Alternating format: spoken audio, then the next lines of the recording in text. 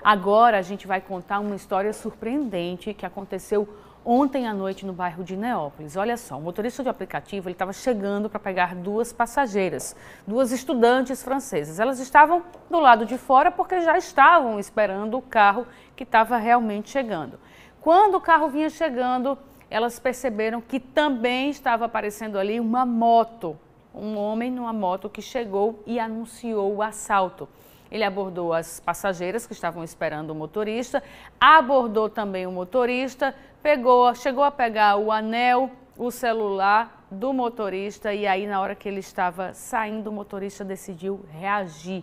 Entrou em luta corporal com o bandido e conseguiu até pegar a arma do bandido. Veja agora na reportagem de Oscar Xavier. Que história, hein? Não por acaso as estudantes estavam tão assustadas. Por sorte, essa história terminou bem, né? A gente só reforça aqui o perigo de você reagir a um assalto. Lembrando que a gente também não está aqui para julgar o motorista que reagiu, nem ninguém que reage a um assalto, porque a gente sabe que no impulso você acaba reagindo sem se dar conta, às vezes, das consequências. Mas a gente lembra sempre o perigo que é você reagir a um assalto. Não reaja, porque essa história que terminou dessa forma poderia ter acabado, infelizmente, de uma forma trágica. Que bom! Olha, a gente vai falar de um assunto hoje que atinge muita gente, não é pouca não, e eu me incluo nessa lista, viu? Mais de 31 milhões de brasileiros têm enxaqueca, segundo levantamentos do Ministério da Saúde. Os incômodos gerados pelo problema são tão grandes que, em alguns casos, a Organização Mundial de Saúde, no ano passado, incluiu a enxaqueca no rol das doenças incapacitantes. É reconhecida como a sexta causa de incapacidade no mundo. O uso de medicamentos e algumas mudanças na rotina fazem parte do tratamento. Olha, tem vários momentos críticos, eu também falo um pouco com propriedade sobre o assunto, não como médica, mas como paciente, porque eu sofro há muito tempo com a enxaqueca e a gente vai falar agora sobre esse assunto com o neurologista, Dr. Marcelo Marinho. Muito comum, né, doutor Marcelo? A gente viu aí atingindo e afetando e atrapalha a vida de muita gente. Bom dia, seja bem-vindo ao Bom Dia RN. Bom dia, Emily, obrigado. É uma doença extrema. Como é que a gente diferencia a dor de cabeça de uma enxaqueca?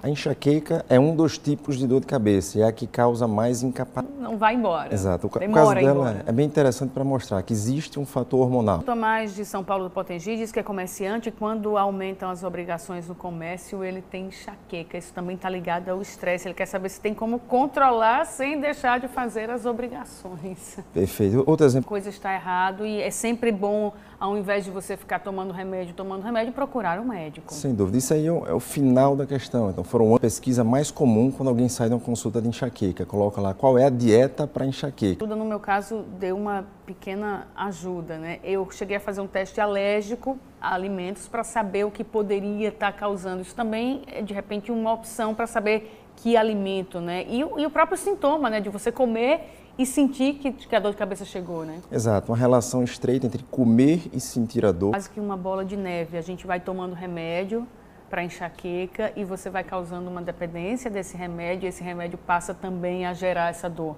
Tem isso também, né? Tem. O remédio ele tem duas linhas. Um é um analgésico. Então, quando você está com dor, você toma um remédio para aliviar aquela dor. Mas isso não te impede de ter dor amanhã novamente. Então, entra o tratamento de prevenção.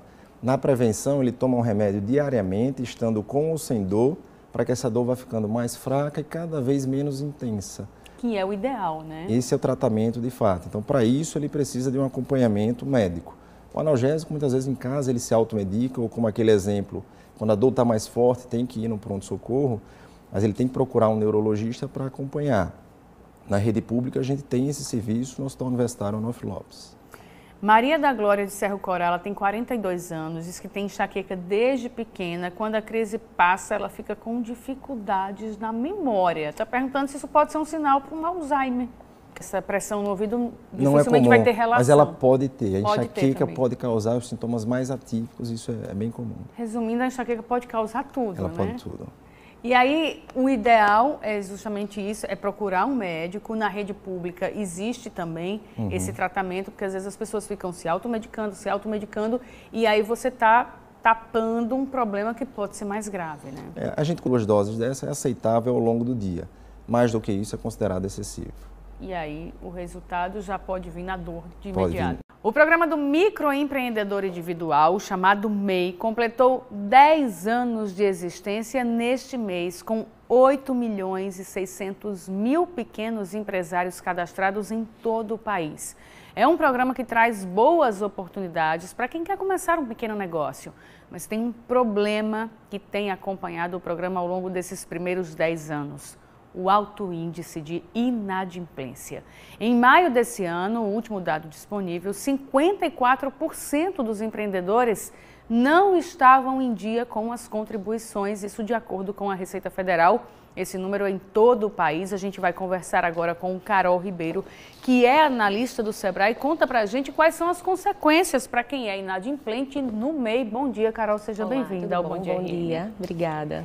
É um dado muito preocupante, né? Isso. 54%. Aqui no estado, a média também é mais ou menos essa? Acompanha essa média nacional? Isso. Aqui no estado, no Rio Grande de informação até na hora de abrir a empresa, de saber exatamente qual é a sua responsabilidade, não é simplesmente abrir e não precisa pagar mais nada, né? Isso. São as consequências. Eu imagino que a desinformação seja ainda maior, porque se a pessoa, na hora que está abrindo, não tem uma exata noção da responsabilidade financeira que tem, de pagamento, né, dos tributos, eu imagino que as consequências, aí é que não sabe mesmo, né? Quais são essas consequências? Isso, para o MEI inadimplente, ele vai chegar um momento que ele não vai conseguir emitir a nota fiscal.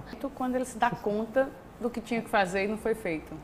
Infelizmente, né? Infelizmente. A gente recebe muitos casos como esse e vai tentando trabalhar, fazer o trabalho, né, que eu gosto de dizer que é um trabalho de formiguinha, na base. A adimplência ainda tem também essa questão da declaração, que é importantíssima. A gente falou várias vezes aqui, olha, o prazo está chegando ao fim e é também mais uma responsabilidade que é preciso ter consciência na hora de abrir uma empresa para você pesar. Claro, a gente incentiva aqui, até porque muita gente é o empreendedorismo, a gente quer ver isso até para a economia andar, mas é preciso ter muita responsabilidade, principalmente consciência dos seus deveres na hora de abrir uma empresa, por menor que seja, como no caso do MEI, né? Exatamente. E o governo vem tendo, a gente se comparava com outros países, né, no tempo de abertura da empresa, e a gente tem que entender isso também. Que bom que estamos nesse ponto. Obrigada, Carol, pela sua participação. Muito obrigada, aqui eu que no agradeço. Bom Dia RN. Obrigada mais uma vez.